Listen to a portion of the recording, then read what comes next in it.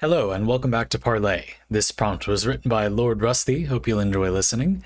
It's a Supergiant review again if you've been following this little series of them we've been doing. And this time we're on Hades.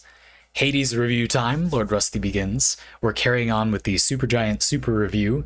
Unlike most Supergiant games, Hades is long. So I think we'll do a non-spoilers mechanics-based discussion first for this one. As even among people who've played the game, only something like a fifth of players have finished the main story, looking at Steam achievements. Mechanically, Hades is for me the strongest entry for Supergiant. I like that the game doesn't really have any direct player choices in the story, all conversations are pre-scripted, but I like that the fact that player progressing dialogue uses up resources, which takes a decent amount of time to obtain, giving characters a nectar or an ambrosia, making choosing which character stories to progress an interesting choice. I think of all the things Hades does well, the way it handles characters and story progression is the thing that feels truly unique. The rest is just a very well-polished roguelite, whatever. I also really like the game's gentle push toward variety. The fact a different weapon will give you additional rewards each run, the prophecies, the fated list of minor prophecies, it all gently pushes you to try out all the toys at least once. Of all the build systems in the Supergiant games, Hades is one of the more robust ones. I just wish things like the Mirror of Night options and companions came online a little earlier. I'd already beaten the main story before gaining access to companions and the last couple options in the mirror. I have almost nothing but praise for everything but the story pacing in Hades, and I'm going to discuss that in the spoiler section. Let's pause there then and talk a little bit about, what I think too. Yes, I think that this is a tricky one because it's the strongest piece of game design in a vacuum, in my mind, by quite a large margin. That is, compared to Bastion and Transistor, this is a better made game, a more polished game, a more playable game. But at the same time, you could make the argument, as your fellow patron True Parley Grandmaster Food has, that it's also by far the most normal game. It's kind of generic in exchange, you could say. I think this is actually a pretty complicated critique to make, though, because the build system in Hades is not made in a weird way, but it is uncommonly balanced and, I guess, good. I think, well made. It's not a weird system on the surface, but little touches make it just so. And so I want to start by talking about those things because I think that is by far the strongest thing about Hades as a game. I actually agree with a good amount of the criticisms levied by True Parley Grandmaster Food. I'll read some of your criticisms as well since you posted them, and eye patch notes. I'll get some of those too. I think we can get to a lot of stuff in this one. But it was interesting for me reading Lordrusty, what you wrote, and thinking about what I thought, and reading the criticisms too. I feel like I agree with all of it at the same time, you know what I mean? The game is kind of good at these things while being bad at these other things. And it's just that, as with many things that we like despite their flaws, I simply care more about the things that the game does well, and that's why I like it. It's not because I disagree with the things that were bad for other players, as much as that I simply care more about the things that the game does well. And people for whom the game fared poorly, I think it's because maybe they didn't care about those things as much as they were bothered by the things that were bad. And what's wrong with that? We just have different priorities as players. However, I do think the one thing that is difficult to assail about Hades' design is its build system, and so I want to talk about that first, and if we see any negative thoughts about that, it'll be fun to kind of dig into those. So I'm going to talk about that first. And then we'll go back to a few of the other things, specifically Lordrusty you said. Read some thoughts from other patrons, since you said you kind of liked those being included, and then I'll read the spoiler bit about the story pacing, which is definitely a complicated issue for this game. And I'll announce that part so that people don't have to be spoiled if they don't want to be. But we'll do all the rest of the parlay first. That way it's as long as possible before that happens. Does that sound like a plan? Okay, so the mechanics thing. Yeah, the way it's made of individual pieces is very normal. Right, like there's going to be a criticism from Mr. Food where, let me find Yeah, so one of the things you said, True Partly Grandmaster Fruit, you said one of the universal selling points, USPs, universal selling points. I don't know. I think that's what that stands for Supergiant, were their unique and inventive settings, or kind of like the structure of the game design ideas. Hades feels pedestrian when compared to their three previous games. I don't find their depiction of Greek mythology to be novel or interesting. My main problem lies with the characters, who are all cardboard cutouts with 1.5 traits. It feels like one of those plays where they modernize the classic script without adding any interesting ideas. Now, I think that this carries over to the idea of the game's just build system. It's just not that special in terms of high level structure. You have different gods which will give you different random upgrades during your roguelike gameplay loop runs. And, Zeus has the lightning flavor, and Dionysus has the damage over time poison drunkenness flavor. Poseidon has the knockback flavor. La di da di da di da. Ho hum.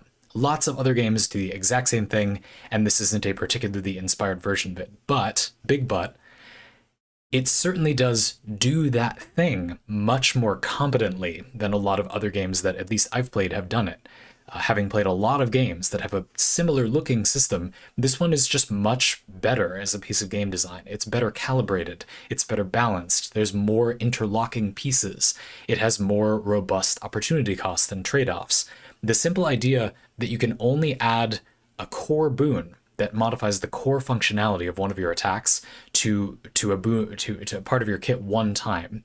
You can only add one core attack boon, and then if you want your attack to do more stuff, you could level it up a few times, but that quickly falls off. You can try to add boons that sort of chain off whatever your attack now does. Add a boon that triggers when you do a lightning strike after getting a core boon for your attack that triggers a lightning strike.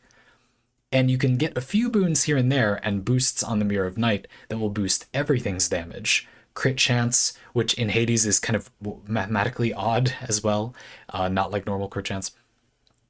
And there are some modifiers that will give you kind of universal damage, but usually a pretty modest value. Overall, combined to make a game where it's not entirely straightforward to increase your damage. Having a plan, having a vision in mind, a build or a playstyle for how you're going to play with that weapons kit on that particular run really makes you much more powerful in Hades. And I think that is a distinct aspect of the game that many other games simply lack. They just entirely don't have that. It's much more about your individual abilities being stronger, or you can power yourself up in a very linear way. It's not very rewarding to have an idea in mind for where you go with your run. At the same time, Hades 1 at least, remember this isn't about Hades 2, that's a whole separate can of worms, but we'll get there at some point, maybe. Hades 1 is also a game where it's not so synergy heavy. There just aren't often that many interlocking synergies. That if you just focus on getting really powerful boons that you can use in your rotation, you can't do fairly well. It is a roguelike where you can just show up, have a build happen to you, and if it's good, you will do a lot better. You can still get boons that are just stronger. Thus, I think another unique strength of Hades is how it can accommodate a player that wants kind of to author a build with some controlled randomness, and a player that wants a build to kind of happen to them. Most roguelikes, in my experience, either do one or the other well, and barely, if at all, support the other one. They're designed in a way that kind of unites around one or the other idea, and I think Hades is a game that at least is capable of flexing to those things. That brings me to a point that I agree very strongly with you about Lordrusty, that the mirror, the last couple options on the mirror and companions, while a huge part of the game's design in terms of absolute space, like they have a gigantic impact on how the game plays to feel, I wish things like the Mirror of Night options and the companions came online a little earlier. I'd already beaten the main story before gaining access to companions and the last couple options in the mirror. I've often mentioned when we've discussed Hades that if you listen to reviews of Hades, it seems pretty clear to me that the people who reviewed it literally just don't know that you can reroll boon options eventually, that you get companions eventually. I think those things happen almost objectively too late in the game's design. It seems like something that the game was trying to use as a sort of safety net of a sort. If you get to the point where you just need to win a bunch of runs toward the latter half of the story to progress the plot, The game ought to have kicked in by then your ability to make those runs reliable. Therefore, it doesn't get frustratingly random whether you progress the story. That seems like the time when that needs to kick in, and I feel that combining my and everybody else's experiences that I've heard, including this from Lordrusty, it seems to me that they almost objectively made it take a little too long to get to those parts of the Mirror of Night. It seems like a lot of people who played essentially all of Hades literally just don't know that those things are in the game. And that's a huge problem because I think it's an integral part of the design. Once you know the system, if the player wants to author a build, you need to give them those features now. And I think that just happens too late, alongside being able to progress your power on your account kind of later on. My experience was that companions, which can be a pretty linear way to make you more powerful throughout your run, you get more uses of each companion, you get burst damage a few times through your run, or healing, or whatever. Well, those need to come online once you've filled out most of the Mirror of Night. Making matters worse, the last few parts of the Mirror of Night are kind of reroll based, right? Like kind of choice based things. No longer something where you can just progress your power by investing darkness, and so that's about the time that companions ought to come online to fill that void. You can still linearly progress your power while also engaging how much agency you have in the run if you're interested in that, and I found that that timing didn't quite line up for me. A bit of a complex problem, but it's surprising how often people who played Hades flag something that either directly or indirectly seems to be a symptom of that piece of design. I'm quite pleased to say that in Hades 2, that has already been remedied. Those things come online significantly earlier in your time playing, much, much earlier. Almost a little bit too early, certainly not too late, and a little too early is a better problem to have, in my opinion. So great, but definitely a weakness in this game. And I would say that is about the pinnacle of my praise for Hades' design, is that I think the build system, as it were, the roguelike part of the game, the main gameplay loop, has a very strong player side aspect to it. The idea that you can control what you get, and there's a balance of if you apply agency, that does something very significant, but also you can just get like good boons and they're just good. It's not like you have to have this mastermind plan for anything to ever be good. I'm looking at you, Hades 2, but we'll talk about it later. I actually really like that, but it's very complicated. It's interesting. I think that the exact degree to which Zagreus interacts with synergy is really interesting. I think having one core boon on each of your abilities, you kind of have to find a way to include more damage in your rotation when you attack enemies. Is kind of an interesting way to increase your damage output. Very cool. Now, as a result of the restrictions on the system, there are a couple of places in Hades' design where I think balance that would have been fine is actually pretty messed up if you understand the system fully. So for example, because it's so uniquely difficult to scale the damage of secondary effects, you get a primary core lightning boon on one of your attacks, and you get a secondary boon that triggers an effect when you do a lightning strike. That damage of that secondary effect is hard to increase in Hades. However, there are a few, and I literally mean like 1 or 2 effects in the game that do increase that damage, and those are very powerful. The one that comes to mind is the aspect of Eris for the adamant rail. This lets you shoot your special on the rail, the bomb or the rocket. And if you are in the area of the blast, that doesn't damage you. If you're in the area of the blast, you get a buff that gives you, I think, 75% more damage to everything. This is far higher than other similar effects the game offers, and it makes secondary damage effects, which end up being a lot of builds damage, way, way stronger. And there's not really any marginal benefit loss because you have hardly any damage increases to those effects. It practically doubles your damage output for things that are otherwise almost impossible to increase the damage of. That is a significant problem, in my opinion. And there's also some grumble about how at higher difficulties, it's quite beneficial to put on a difficulty modifier, otherwise kind of a highlight of Hades, but it becomes quite beneficial to put on a difficulty modifier that makes enemies resist the first few hits of damage, no matter how big or small they are. This is dramatically easier to deal with if you use a weapon that hits rapidly for little damage per hit, and that's just not good balance. Like, why isn't there an equivalent punishment for hits of single large damage packets? The game becomes essentially about just doing a bunch of tiny little hits, and it becomes much less viable to do single massive packets of damage. But why? It just seems like a kind of obvious mistake. but I think it only sticks out to me anyway because the game is so watertight in that area. Other places, I think it's very well balanced overall, and there's only a few things that stick out only because of the good balance elsewhere, where it isn't as nicely balanced. Having played maybe 300 runs where I tried to do a sort of improvisational buildcraft every single time, basically every single time, I really do feel like I have a thorough understanding, more than almost any game I've ever played, of the different options and how powerful they are.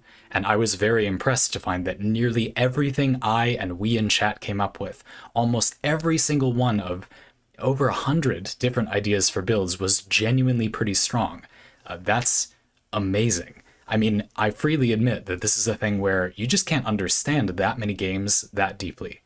And so if that thing is very good, it is possible I've played other games that are equally excellent, but I just haven't found that out yet. You know what I mean? I uniquely had the experience of knowing that in this game. But for real, that is very impressive. For a person that really wants that, that is amazing. And I still, currently anyway, have Hades at about the highest rating for a build system overall, because I think that one specific part of the game is laser etched, almost perfect, really shockingly good. And you can tell that it's because they, the developers, not a playtesting team, the people developing the game, playtested the living shit out of it. Just playtested it to death. There's this big thing in the documentary of the making of the game where you can see that they played after work every hour for a whole session. They all just sat together at their desks, I guess, and played for an hour at the end of each workday.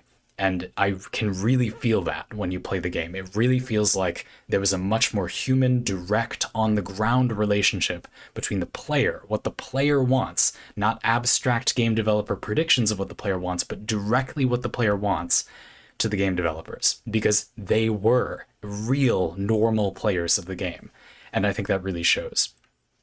Now, having said that, I think one of the things that's kind of a shame about something like this is that it's shocking how little of a game that type of thing improves. I feel like that was the main profit. They got kind of that thing I just gushed about for 15 minutes really, really right. But then there's a lot of other things that didn't maybe go all that well. And it's kind of amazing how little that intense playtesting and balancing effort like affected. You know what I mean? You've got to find a bit of a fanatic for that to really be like that valuable, I guess. And it's funny, in Hades 2, I feel like that is also what they've continued to laser in on. And I feel like Hades 2 is almost even better at the things Hades 1 did well, but doesn't actually fix all that many of the problems people had with Hades 1. Not necessarily bad, you know, for the people that liked Hades, you're really going to like Hades 2, I think. It's a unique treat in that way, but did they improve on a lot of the complaints people had with Hades 1? Let's talk about some of those. So, yeah, I also, just quickly, I do like how the game gives you a little push toward variety. I think this is something that's hard to get right, but as Lordrusty, you put it, the kind of dark thirst or whatever it's called, a different weapon each run, and you can pick any aspect of the weapon, but one of the 6 weapons and its 4 aspects every run will show a little buff around it. And if you pick that one, you gain 20% more of the meta progression currencies. And then you've got the prophecies, the faded list of minor prophecies. These are kind of achievements that give you batch rewards for progression. This kind of does double duty. It's not going to affect your performance during the run, so you don't have to feel like if I don't pick this, I'm less powerful, but it gives you some benefit later. It does a couple things at once. You can do a run specifically to go hunt resources for the game's meta progression, or you can pick a weapon when you're indecisive and know that you kind of gain more for choosing that weapon without it making the run particularly easier or harder. I think those are both really, really good. And especially they're just gentle. Again, because they don't empower that run, you feel like if you're doing your own thing, whatever. You know, if you're going to get pretty far using the weapon you like, 20% more darkness might not be enough for it to be better to take some different weapon. And so you feel like it makes sense to make the choice you wanted to make.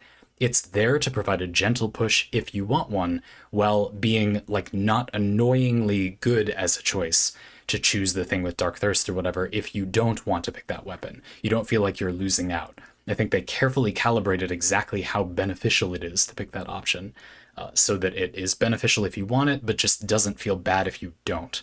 At least that was my experience. Pretty cool. I'm just reading through the rest of the the things you brought up. I would agree that we will talk about this a lot more, but the way that the game weaves the story and the gameplay together. Lordrusty, you said, I like that the game doesn't really have any direct player choices in the story. All conversations are pre-scripted, but progressing dialogue uses a resource that takes a decent amount of time to obtain. So choosing which character stories to progress is still like a choice that you make. You can get more of the dialogue and part of the story that you're interested in. That kind of very light choose your path through the story element is a nice fit for a game where the story is going to happen alongside your gameplay, though we're going to get to that more very shortly. Let's read some criticism from Mr. Foot and iPatch Notes. Just checking on the... there we go. True Parley Grandmaster Foot opens, I enjoy roguelites, Supergiants games, and Greek mythology, so you'd think I would love Hades, but alas I don't, despite trying my hardest to. My issues fall under 4 points, one of which we already discussed. Enemy design, visual clarity, and story structure among the things we've discussed. That 4th point we already talked about was kind of boringness, or it being like surprisingly mundane, not as out of left field, remarkable, innovative as other Supergiant games. Point the first, the enemy side of the combat doesn't work for me. Once you have a build, that build engages all enemies in the same way. Late game enemies don't fight you any differently from early game enemies, they give you new ways to stall out your DPS. This is something that I feel Hades 2 did do a little bit better, but depending on what you mean, I think I understand and kind of agree.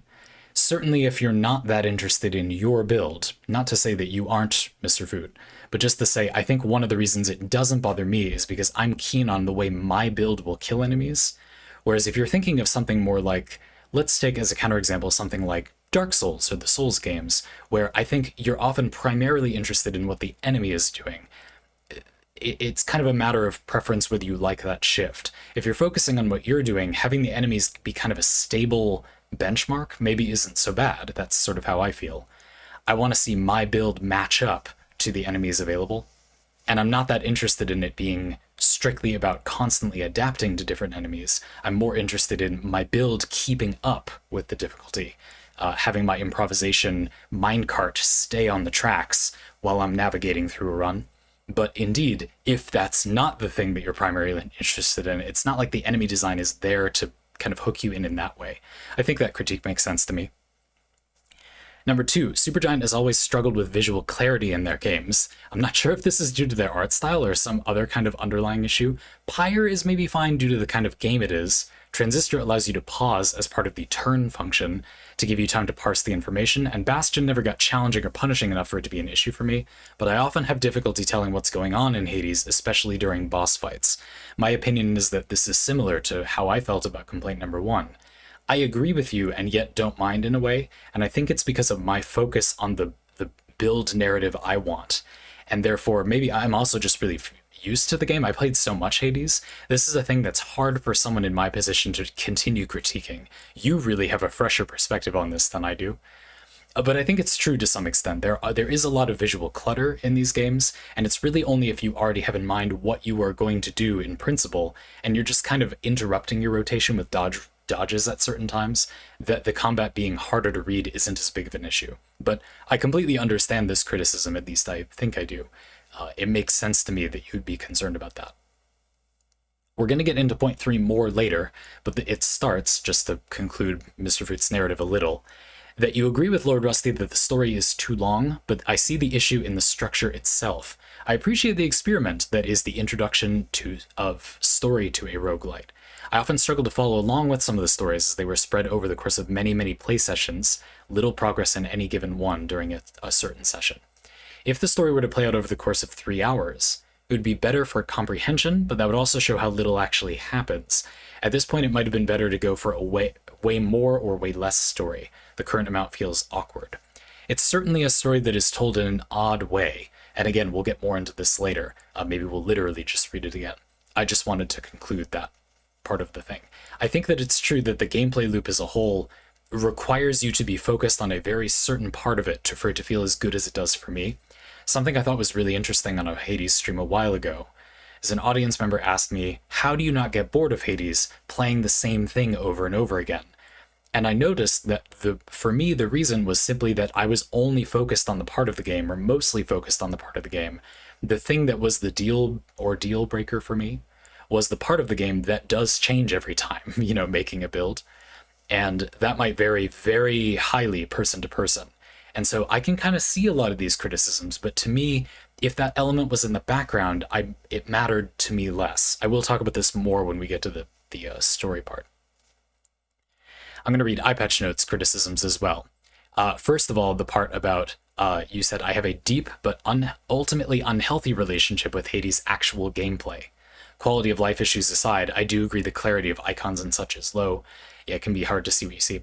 Hades' form of run randomization is close to what I want from such an experience. Boons are heavily gated by prerequisites, which is another way of saying that the players calculate backwards from the boons they want to avoid and find consistency. This is not a dynamic taught to the player and may be seen as exploitative instead. Playing Hades purely for its mechanics is the experience I had with it. I have parts I like and dislike. Overall, a solid third place in my Supergiant's catalog, which is Finger Gun's last place by technicality. Oop. Oof.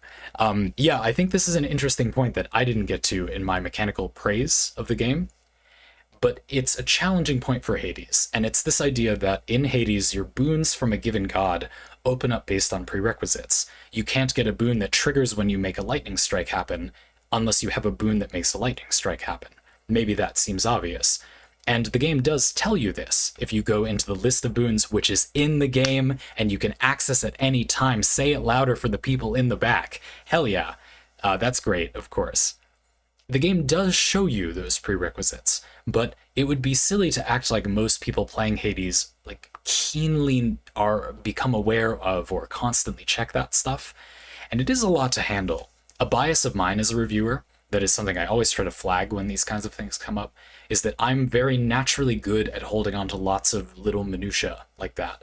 I hate it. I hate that kind of stuff in games. You will almost always hear me come down very hard on knowledge checks or little points of information that once you know them once, or if you just spend 5 seconds looking them up, you know, and it's not a big deal. But if you don't suddenly make the game's difficulty or experience way different, I just think these are stupid and largely shouldn't be present in games. They serve essentially no purpose, in my opinion.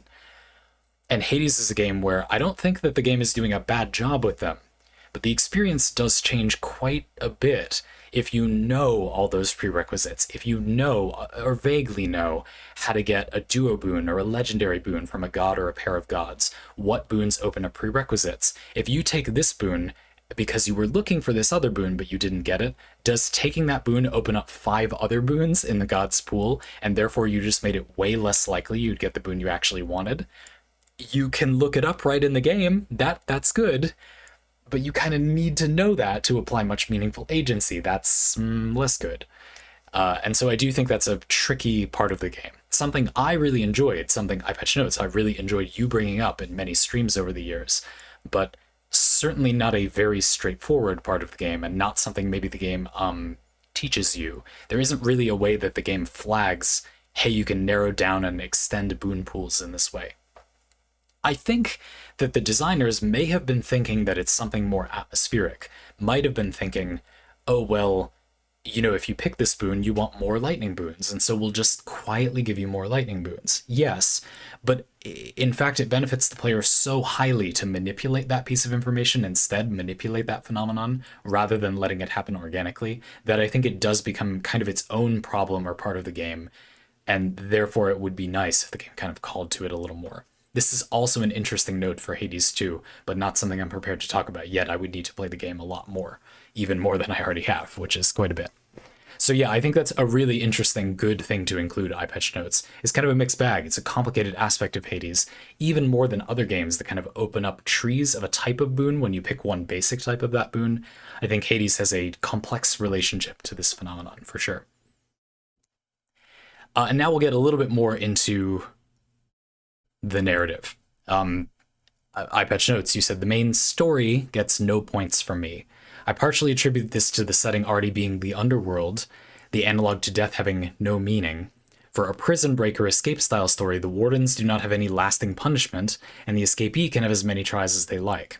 Not great for dramatic tension. Not to say that the narrative is static, it does creep forward, but this is also based on death count. I recall one video lauding the complex dialogue branch priority system, and to that I mentioned the opposite. Because there are unlockables gated behind specific cutscenes, skipping the little exclamation marks hinders the player without due notice. Some players may even be nudged to doing corpse runs to cycle through NPC dialogue as quickly as possible and unearth, for example, certain hidden aspects. Yes, this is a big drawback of the dialogue system in Hades, I agree. So to explain a little bit more, for many characters, you need to give them nectar or ambrosia many times, 10-ish times maybe. I forget exactly, 6 to 10 times, a lot of times, to progress the little story arc with them or your relationship with them. And the thing is, doing so for characters that give you a companion eventually gives you a massive gameplay asset. So if you know that, and you know that dialogue will advance, or you'll get another little question, exclamation point that you can advance dialogue with, you can give them another nectar or ambrosia. When you die and reset a run, the moment that that piece of knowledge comes forth, the player can never go back, and suddenly it's quite advantageous to play in a pretty frustrating way. This is always kind of a tricky point. It's great, iPatchNotes, that you mentioned how you saw a video saying this is really cool, this is an interesting aspect of the game, and we can see why. That player may simply not have fully realized that it would be advantageous to play in this other way, or it just didn't bother them enough. They were focused enough on another part of the game, and yet that very same thing can become negative if you approach it another way. Having it be so blunt, having it be that dialogue moves forward simply by time passing, you do a run and die, means the player can kind of exploit it in a way they couldn't if dialogue advanced at specific events more often, if there was more to do. Obviously, that would take a lot more development resources. You'd have to weave in things happening during runs into gameplay, and that would be hard in its own way because the runs are a little randomized. It might become kind of random rather than merely tedious, its own kind of tedium, to progress your dialogue with a character. So the dialogue system is a complicated issue in my mind. I agree that for me, this was mostly a little bit annoying. It felt kind of incongruent for dialogues to come up. And it's the kind of game that I feel like if things don't happen at a pretty set pace, it can be an issue. It's interesting because I personally have heard much more praise for this system than complaints, but I will say, iPatchNotes, that I see that complaint. I personally did have a little bit of a quibble with it as well, though I played through a significant amount of early access where it was a complicated issue in its own right. So I understand that. Again, to put a point on it, having to watch to you ho-hum dialogue fly by to unlock a toy, like a companion, I might like was something I tolerated. The Medusa quest line was something I entirely avoided for knowing there are no mechanical stakes in addition to no perceived narrative stake. Sure, I definitely think that the storytelling as a whole is also guilty of being a bit atmospheric, something I actually liked overall, because I was more interested in making my builds each run and then getting some sort of atmosphere to Zagreus repeatedly dying and coming back, rather than it being kind of a driving force for the game. But indeed, why is the dialogue there if it's of no consequence, you could ask. I wouldn't say it's of no consequence, but it's hard for there to be too much of a normal kind of dramatic stake because we're all dead already. To put it a positive way, I do think Zagreus focuses on things that you would feel if you were in his situation. One of the high points of the storytelling for me is that a lot of the character drama, the character conflicts, Zagreus's relationship conflicts, come from things unique to the situation. You're constantly running away from me, trying to get out of the House of Hades. Not that you can really get away anyway, but it feels strange to have it be that every time I see you, Zagreus, you're leaving me, literally jumping out the window to escape the place where I am. Yeah, Thanatos and Meg, that's a bit of an issue for the relationship. I think that's an interesting idea, but not all, or maybe even most, of the story is focused on that stuff. There are some other side stories that are, we're here forever, so we can't run away from our problems, and I think that's interesting in its own way. But I see what you mean. There are just as many plot lines where what exactly is the real consequence of running away. So, yeah, a point well taken. I want to uncover the spoiler aspect from Lordrusty now that we've talked about these other interesting weigh-ins from other patrons. Lordrusty, I hope you didn't mind that I included a good amount of that. It sounded like you were interested when we talked about it on a stream. I hope I didn't include too much of that. To get to your pacing thoughts, Earlier, you said I have almost nothing but praise for everything but the story pacing in Hades, and I'm going to discuss that in the spoiler section. Here it is. So, some spoilers for the plot of Hades if you would like to step out if you haven't played it. Although, after the mixed bag of critiques, anyway. For gripes about pacing, the main story's length is a miss for me. Especially when everything else in Supergiant's library can be smashed out in an afternoon, it took me 41 hours to get to the point in the story where Persephone returns, and doing a statistically insignificant scan of my Steam friends list, achievements, and hours played, it looks like this is on or ahead of curve, too. Yes, I would have said 50 hours off the top of my head. Having to beat 10 runs of the game to get to the part of the game with closure seems way too long, even though the point of the game is about overcoming difficult odds. However, despite it taking so long, I still hadn't progressed enough side stories to get a companion until the run after finding Persephone. If it hadn't been for watching your streams, this would have been an entire mechanic I had no idea existed. Which, just to pause for a second, sometimes people kind of prickle at a little bit. Like, why can't it be there as an endgame thing for people that want it? But I did discuss earlier why I think that is a real hole in the design. Chthonic companions are a good kind of later in the game power progression. Early Mirror of Night unlocks give you benefits that make you directly stronger every run, and as you get to the bottom of the Mirror of Night, they become more subjective, more things that would be to determine a specific build, now that you know what all the upgrades are, or things that would power up only specific builds. Understandable to put those things later, but then we need something to kick in to let the player continue progressing their power to the power level that the game has judged we will need to reliably win runs. And the Chthonic Companions are that element, in my opinion, but they come online just too late to fulfill that design goal. So although you could consider them a surprise for people that keep going, I really don't see why it would be so bad for them to just exist earlier, and then, yeah, like if progressing them more is a sort of after story thing, fine, and then you have the option to do that if you're stuck. But it doesn't really make much sense for them to come on so late for so many people. And as you say, Lordrusty, while this is hard to objectify, it kind of feels like you and I actually got them ahead of curve by a little bit. So we think it's bad, and it's probably even worse for a lot of people. Again, many reviews I listened to at the time spoke as if they didn't even know that a lot of these mechanics existed, that you could even re-roll boon options, that there were a finite number of gods in a run, we didn't even talk about that, and that there were these companions. And those mechanics would have changed a lot of people's complaints about the end of the story, needing to win a bunch of runs reliably, drastically. They would have added agency for people that wanted that, more power progression for people that needed that. It would have been an on-ramp to enjoy the finale of the game, instead of happening too late to benefit the end of the game. And indeed, not only do they come on very late, maybe the game itself is just a bit long. A lot of dialogue but that appears in too linear of a way to give you proper catharsis in a reasonable amount of time.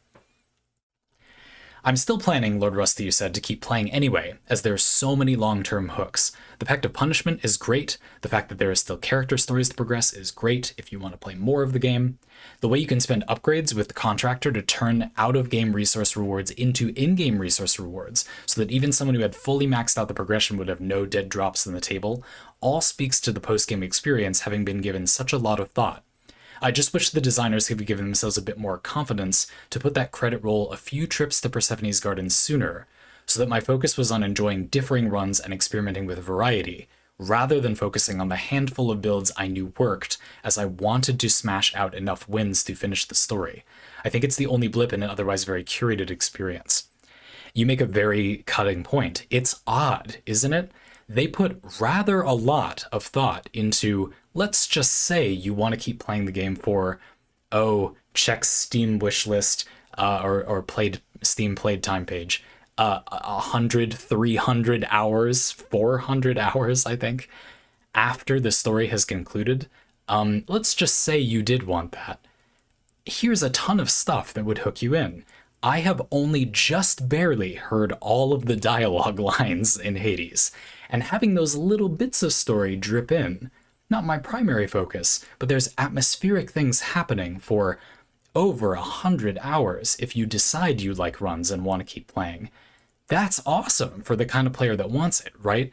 it is not awesome to put that much attention into that tail end of the game, but not into the part of the game before that state of affairs comes online, where people will stop because they're not enjoying themselves, where you'll get the player in a habit of not experimenting with builds if they were having fun doing so, because they want to get to the end of the story and they want a build that reliably works.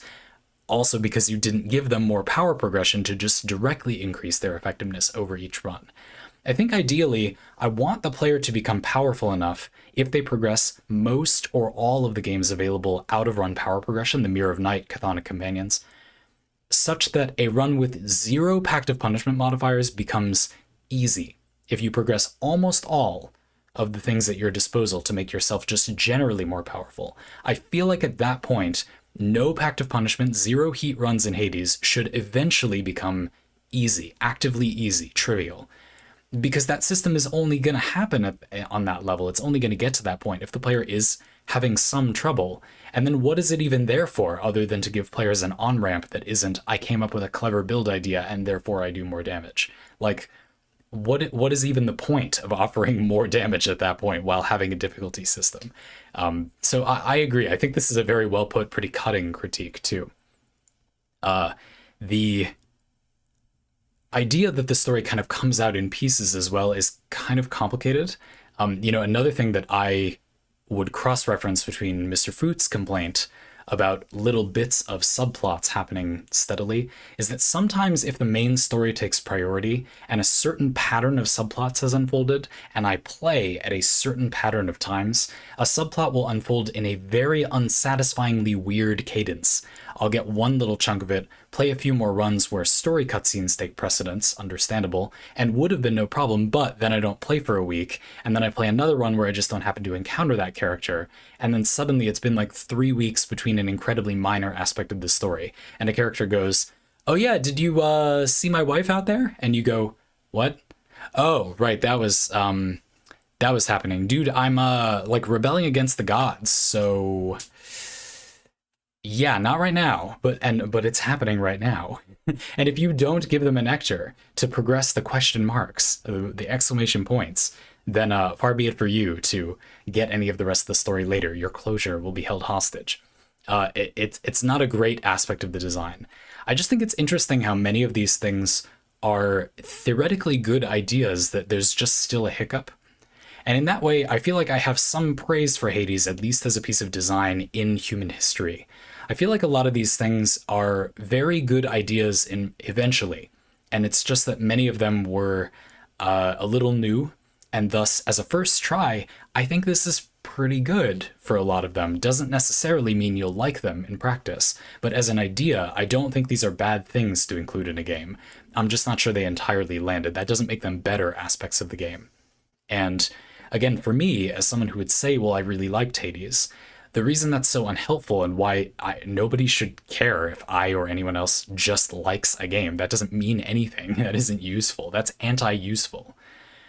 I would always want to explain, well, here's why, here's what I liked about it. Because if you don't do that, it gives people the impression you think the game is just generally good, when that really isn't how people like things. They like and don't like specific parts of games that kind of sum to create their experience. And I thought that the four of us were able to pretty effectively encapsulate that in this discussion of Hades. So I'm very, very satisfied. I hope you felt like it turned out well. I don't have a huge amount else to say about the story, other than to weigh in a little bit on the kind of basicness. I think it being long and the story sometimes coming in fragmented pieces makes that tricky. I'll elaborate a little bit. Having it be that you're maybe focusing on something else and a story that is rather simple unfolds might not be so bad, in theory. I mean, if it means that you can kind of keep track of where you are in the plot, that's not so bad while you're doing something else. It feels like somewhat of a consequence of weaving the story in alongside, other elements of the story. If you're playing the game and a side story is unfolding, or you're focusing on a certain boss or Pact of Punishment difficulty that you're having difficulty with, and yeah, the story is pretty straightforward, maybe that helps you keep pace with it while it's unfolding over time. But I think it can be a challenge when, again, the pacing can be unreliable, so there can be times when your playthrough is dominated by a bunch of story that is simpler than it needs to be given how much of it you're getting in a concentrated burst, or slowed down more than it necessarily needs to be because progression mechanics didn't come online at a certain time. And in a way, I also have a criticism that I see bits and pieces of in the three of your responses, but which I want to kind of hammer home in a different way. I think that this story has bad synergy with the gameplay format of Hades. What I mean by that is not that the story doesn't fit the gameplay loop in an interesting way. It obviously does. One of the hooks of Hades is that the narrative is Zagreus diegetically in the world of the game, jumping out the window to escape and coming back. Zagreus is in the world of the game, doing a roguelike, committing roguelike against his father. That's kind of cool, and it means that he can talk about what you did in the run in an immersive way that wouldn't fit in a lot of games, where it's just the gameplay contrivance. It's an interesting ploy. But I think that the plot-focused structure, where there's like direct events that need to occur over time, is a weirdly terrible choice for the format of the game. I said that I enjoyed a lot of the characters kind of chiming in or going about their business or figuring out their chthonic baggage throughout the playthrough because I felt like it could be atmospheric at best. It felt like there were these things happening. I'm in the underworld while I'm doing these runs. Or character relationships, character development was affected by Zagreus repeatedly running away. Not things about the plot. I mean, I find it difficult to even remember the plot. But to me, I would go further than saying, as Mr. Food said, if the story were to play out over the course of 3 hours, it would be better for comprehension, but it would also show how little actually happens. But I'm not sure I think it's a good idea for the story to even have been about what happens. I feel like that's a weird choice for this type of storytelling. A better type of choice, in my mind, would be to find a type of storytelling that is a good fit for atmosphere, emergence, and details. Something that comes to mind would be intrigue or a mystery of some kind. Someone is a traitor, and you find out little bits and pieces of why. Every interaction is loaded as you atmospherically encounter and talk to characters and gods and such, because you're thinking, well, someone is betraying us. Who is it? And every little interaction has that additional baggage add to it that can make it more interesting or help the plot unfold in a more organic way. You could find many ways that the player might suspect or red herring a certain character, and the story can unfold in this way that connects with the way that you get bits of storytelling, rather than a way of telling the story that is kind of neither here nor there a structure compatible with getting little bits and pieces. Does that make sense as a criticism?